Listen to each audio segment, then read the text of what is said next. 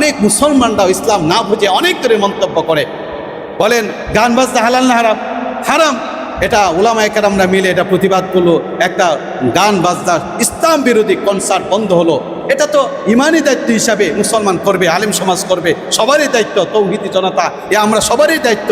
কিন্তু আমরা যারা করলাম, আমাদের মতো ভাইরাই তারা বলতেছে যে এই মোল্লা মৌলবী, এই তৌহিদি জনতা যারা, তারা নাকি উমর রাদিয়াল্লাহু তাআলা হত্যা করেছে, তারা নাকি উসমান রাদিয়াল্লাহু তাআলা হত্যা করেছে, এরকম দৃষ্টতামূলক কথাবার্তাও তারা আলোচনা করছে, ফেসবুকে বলা বলি করছে। আপনি চিন্তা করছেন তাতে ইমানি হালত কি?